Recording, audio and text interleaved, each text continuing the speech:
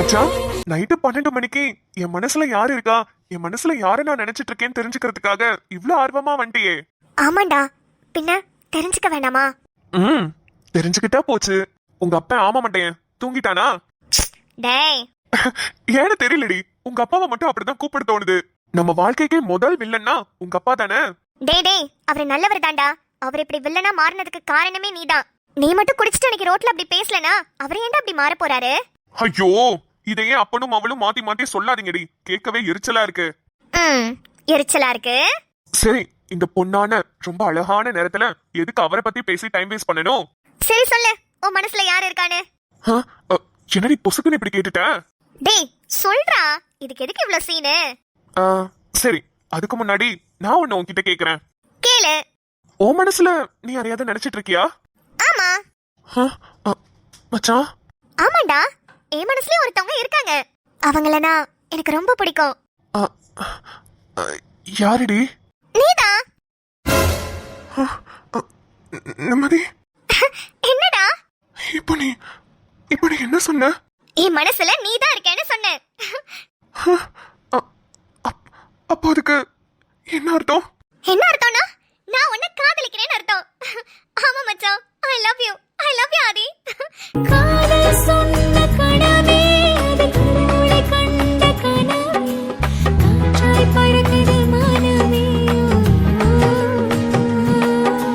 நான் வேறாய் அடவே தேனே ஒரு பால் பார்வை உன்னை பார்த்தேனே பெண்ணேனே பெண்ணல்ல அக்ஷய பாத்திரம் பெண் என்ற கோப்பைக்குள் நான் விழுந்தேன். மச்சான், உண்மையாதான் சொல்றியாடி? எனக்கு எவ்வளவு சந்தோஷமா இருக்கு தெரியுமா? ஆமாண்டா, நான் ஏன் போய் சொல்ல போறேன்? எனக்கு உன்னை ரொம்ப பிடிக்கும்டா. என் மனசுல நீதான் மச்சா இருக்க. எனக்கு ஒரு ஃப்ரெண்டா உன்னை ரொம்ப பிடிக்கும். அதே மாதிரி என்னோட லைஃப் பார்ட்னரா, என்னோட ஹஸ்பண்டா, என்னோட புருஷனா நீ இருந்தா நல்லா இருக்கும்னு தோணுதுடா. கண்டிப்பாடாமா, உனக்காக நான் இருப்பேன்டாமா. உன்னோட ஃப்ரெண்டா, உன்னோட லைஃப் பார்ட்னரா, உன் ஹஸ்பண்டா, உன் புருஷனா எல்லாமும் நான் இருப்பேம்மா. இது போதும்டா எனக்கு. I love you Aadi, I love you so much. அப்புறம் என் மனசுல இருக்கிறதையும் உன்கிட்ட சொல்லணும்னு ஆசைப்படுறேன்டாமா. சொல்லுடா, அதை கேட்கறதுக்காக நானும் வெயிட் பண்றேன். என் வாயால இருந்து சொல்றதுக்கு முன்னாடி உனக்கு ஒன்னு தரப்போறேன். என்னதுடா? தோ இதுதான். டேய், என்னடா அது? இது ஒரு லாக்கெட்டா. இந்த லாக் பெண்டன்ட்ட நான் போட்டுக்குவேன். அழகா இருக்குடா. இங்க பாரு, இந்த கீ வச்ச பெண்டன்ட் உனக்கு. சூப்பரா இருக்குடா. குடு, நான் போட்டுக்கிறேன். வாவ், ரொம்ப அழகா இருக்குடா.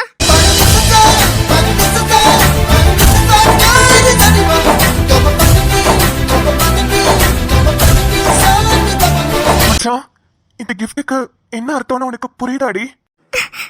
கரெக்டா புரியல. என்னன்னு நீயே சொல்லிர. என்னோட இதயம் இப்போ உன் கையிலடி.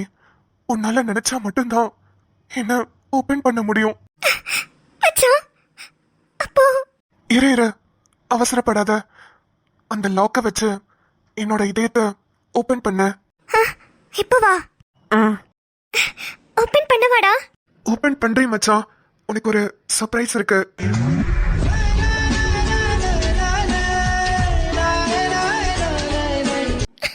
மச்சான், மச்சான், எனக்கு எனக்கு தலை வலிக்குதுடா. ஆதி. நிம்மதி, மச்சான் என்னாச்சு? நிம்மதி. இல்ல ஒன்னும் இல்ல. இப்போ ஓகே, இப்போ நல்லா இருக்கு. மச்சான், திடீர்னு என்னடி ஆச்சு? ஒரு மாதிரி ஆயிட்ட. தெரியலடா, தலை திடீர்னு வலிக்கிற மாதிரி இருக்கு. ஆனா ஆனா இது சூப்பரா இருக்குடா. நான் எக்ஸ்பெக்ட் பண்ணவே இல்லமா. அழகா இருக்கு. லைஃப் லாங் என்னோட இதயத்துல உன்னை சுமக்கணும்னு முடிவு பண்ணிட்டேன்டி. ஆனா இந்த இதயத்தை உன்னால மட்டும்தான் ஓபன் பண்ண முடியும். என்னோட இதயத்துக்கான ஓனரே நீதான். இப்பதான் மச்சான் இந்த கிஃப்ட் என்னன்னு எனக்கு புரியுது. உன்னோட இதயத்துக்கான ஓனர் நானா? நீதான், நீ மட்டும்தான். இந்த ஜென்மத்துல நீ மட்டும்தான் என்னோட இதயத்துக்கான ஓனர் டி. ஓனர் கிட்ட தானே சாவி இருக்கணும். உன் இதய கூட்டிலே என் இதயம் கோர்க்கவா, இருயிரை சேர்க்கவா, ஒன்றாகிடவா. உன்கிட்ட கரெக்டா தான் இருக்கு. மச்சான், நிம்மதி, என் மனசுலயும் நீ தாண்டி இருக்க. நீ மட்டும் தான் இருக்க மச்சான். ஐ லவ் யூ டி. I love you. I love you நிம்மதி.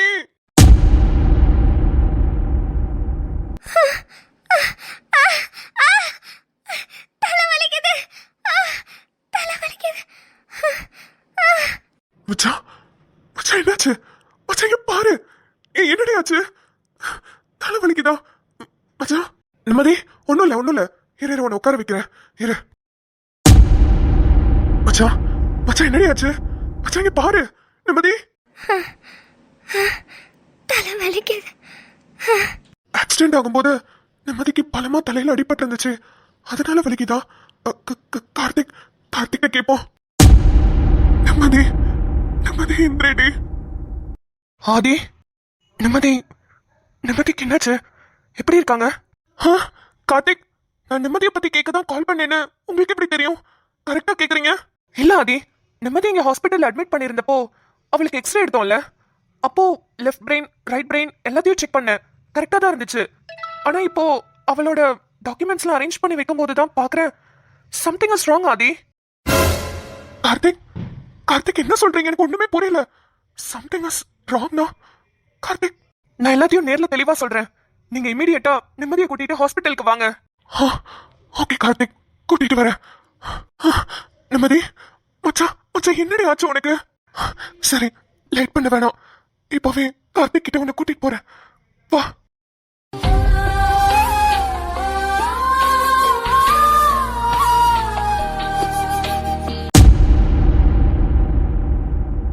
ஐயா, என்னாச்சுங்க ஐயா? ஐயா, இந்த ஜாதகம் ரெண்டுமே யாரோடது? ஒண்ணு என் பையனோடது, இன்னொன்னு என் பையன் காதலிக்கிற பொண்ணோடதுங்க ஐயா. ஏயா, என்னாச்சு? இல்ல, இது சாதாரண ஜாதகம் இல்ல. சாதாரண ஜாதகம் இல்லையா? என்னையா சொல்றீங்க? எனக்கு ஒண்ணும் புரியல. ஐயா, இந்த மாதிரி ஒரு பொருத்தமுள்ள ஜாதகத்தை நான் புராணத்துல மட்டும்தான் படிச்சிருக்கேன். புராணத்திலையா? ஆமாங்கம்மா, இது சாதாரண ரெண்டு மனுஷங்க சேர்ற ஜாதகம் இல்ல. ஐயா, ஒண்ணுமே புரியல. கொஞ்சம் புரியற மாதிரி சொல்லுங்க. இந்த ரெண்டு ஜாதகமும் இந்த ஜென்மத்துல மட்டும் இல்ல, கிட்டத்தட்ட ஜென்மங்களா ஒண்ணு சேரக்கூடிய ஜாதகம் தான். ஜென்மங்களாவா? ஐயா, ஆமாங்க ஐயா. கிட்டத்தட்ட ராஜா காலத்துல இருந்தே இந்த ரெண்டு ஜீவன்களும் பிறந்து காதலிச்சு சேர முடியாம செத்து போயிருவாங்க. ஐயா, என்ன சொல்றீங்க? ஐயா, நான் ஒன்னும் பொய் சொல்லலைங்க. 7 ஜென்மமா இவங்க பிறப்பாங்க. ரெண்டு பேரும் காதலிக்கிறதுக்காக ஒண்ணு சேருவாங்க, காதலிப்பாங்க. ஆனா சேராமே போயிருவாங்க. அப்படிப்பட்ட ஜாதகம் தாயா இது. எனக்கு நல்லா தெரியும். இவங்க இதுக்கு முன்னாடி ஜென்மங்கள்ல எல்லாம் பிறந்திருக்காங்க. அப்படிதான் இவங்களோட பொருத்தம் காட்டுது. ஐயா, நீங்க சொல்றது ரொம்ப வித்தியாசமா இருக்கு. அம்மா, நீங்க நம்பலனாலும் நான் சொல்றது உண்மைமா. என்னங்க? அம்மா, கனி வந்துட்டா. அருணாச்சலம், நீ போப்பா. நான் ஐயா கிட்ட எல்லாத்தையுமே விசாரிச்சுட்டு வரேன். சரிம்மா. அம்மா, கொஞ்சம் என்னன்னு நல்லா கேட்டுட்டு வாங்கம்மா. எனக்கு ஒரே பதட்டமா இருக்கு. நான் கேக்குறேன்ப்பா, நீ போயிட்டு வா. ஐயா, எங்களுக்கு இது ரொம்ப புதுசாவும் வித்தியாசமாவும் இருக்கு. கொஞ்சம் என்னன்னு தெளிவா சொல்ல முடியுமா? கண்டிப்பா சொல்றேம்மா, கண்டிப்பா சொல்றேன். நான் இந்த ஜாதகத்தை வேதத்துல தாமா படிச்சேன். அதுல என்ன இருந்துச்சுன்னா, 1852ஆம் ஆண்டு இந்த ரெண்டு ஜாதகத்துல சேர்ந்தவங்களும் முதலா சந்திச்சுக்கிறாங்க.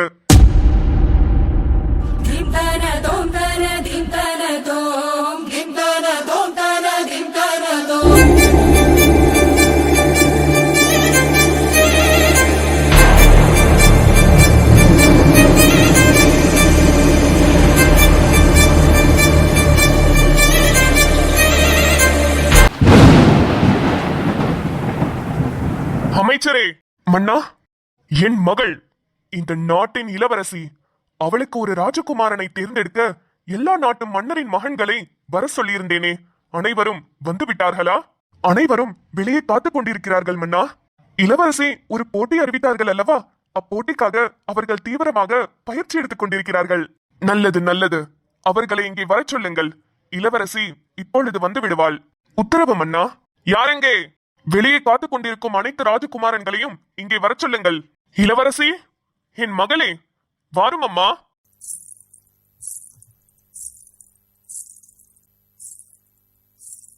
தந்தையே,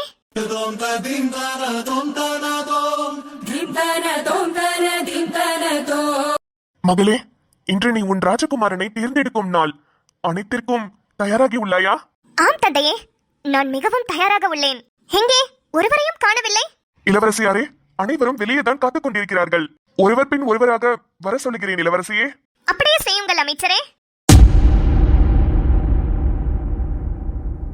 மன்னருக்கு வணக்கம். இளவரசியே, வாருங்கள். இன்று நீங்கள் கவிதை போட்டிக்காக வந்திருக்கிறீர்கள். யாரு மிகவும் அழகாக என்னை வர்ணிக்கிறார்களோ அவர்களைத்தான் நான் திருமணம் செய்து கொள்வதாக உள்ளேன். அனைத்தையும் யாம் அறிவேன் இளவரசியே. நல்லது, என்னை வர்ணித்து ஒரு கவிதை சொல்லுங்கள் பார்ப்போம். இளவரசியே, நீ மிகவும் அழகு. உன் செவியோரம் உரசும் குறு கூந்தலும். ராஜகுமாரா, குறு கூந்தலும் அல்ல, குறு கார் கூந்தலும். குறு கார்கூந்தலும் தோளோரம் உரசும் மென்னிற உதலும். உதலும் அல்ல, இதழும். இதழும் பேரழகு. உவமையில்லா பேரழகு. உவமையில்லா பேரழகு. இளவரசியே, என் கவிதை உங்களுக்கு பிடித்துள்ளதா? ராஜகுமாரரே, சற்று நகருங்கள். இளவரசியே, என் பின்னால் யாரும் இல்லை. உங்கள் பின்னால் யார் இருக்கிறார், யார் இல்லை என்று நான் முடிவு செய்கிறேன். சற்று நகருங்கள். இளவரசியே, கண்டுபிடித்து விட்டேன் அந்த கவிதை திருடனை.